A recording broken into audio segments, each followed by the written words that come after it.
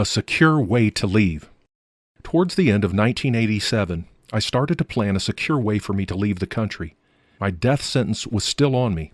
I believe my friends who released me were delaying the issue of the review of my papers so that I could once again attempt to leave the country. On the other hand, I had become a wealthy man and would have loved to stay alive longer. Life seemed good. My wife and I now had 3 daughters, and I wanted to leave Iran and find a safe place for them to live. I needed to have my passport back and my name removed from the blacklist in the ports. I knew that only influential people could accomplish this. At that time, our city was preparing for an election. A few men who gained their legal status from the authorities announced their candidacy for the parliament and began campaigning. It was a good time for me to build a relationship with an influential follower of one of these candidates. This would pave the way for my future needs to be met. The man I chose acted as a mediator, and my passport was released to him from the Revolutionary Court in our city. When I was told that my name would soon be removed from the blacklist, I rejoiced. Immediately, I took measures to leave the country while the city was busy with the election. I exchanged most of my money for the US dollar. A friend from another city offered to travel with me to make sure I crossed the border into Turkey. I had $44,000. At that time, passengers had to report foreign currency written in the passport by a bank. I had $22,000 in my passport and the other $22,000 in my friend's passport. It was the beginning of 1988 when we traveled to the same border from where I was previously sent back. My friend and I were sent to one customs agent since we were traveling together. He gave his passport first and got the exit stamp. When the agent checked my passport, he informed me that I was on the blacklist and not allowed to leave. I was told my name had been removed from the blacklist, I said. I don't know about that, but as long as your name is on the blacklist, you cannot go out. As he was calling a guard to take care of me, I quickly gave all my money to my friend and said to him, "It seems to me my situation will be harder this time than the previous one. I hope the way they gave the passport to me is not a plot. Otherwise, they can accuse me of a second attempt to escape. Talk to my wife and see if she wants to take the children and leave the country. Also, tell her that she has my consent for anything she wants to do." The guard took me to the chief guard, who was not as kind as the one I'd met here a couple years before.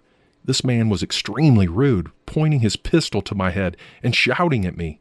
He took my passport and ordered a guard to bring him the document made under my name when I was returned to my hometown in 1985. Looking at the document, he said, "A second attempt at escape? This is not a lawless country, sir. Who do you think we are? Anti-revolutionaries cannot cross the border. They must be kept inside the country and be persecuted forever for their actions against the revolution until they understand what justice is." "I do not want to cross the border illegally," I told him. "I was given my passport back and told that I was free to go out any time I liked." "Your name is on the blacklist.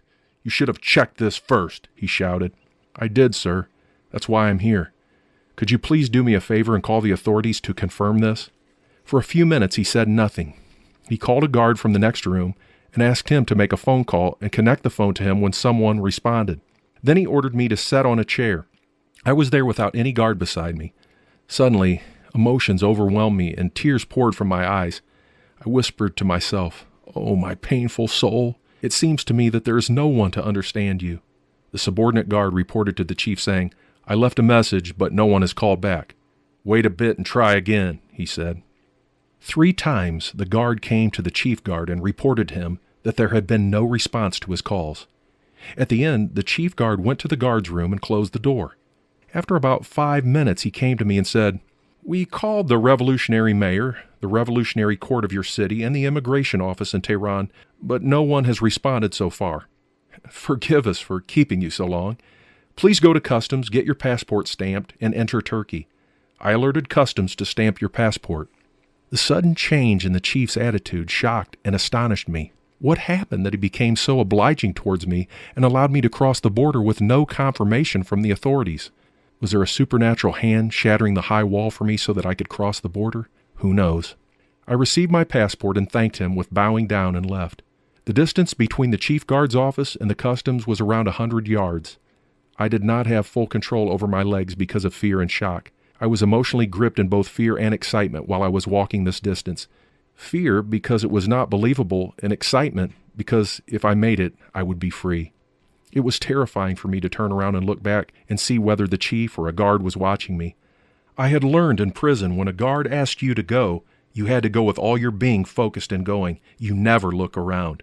If you do, and take notice of the things around you, you may lose or be shot.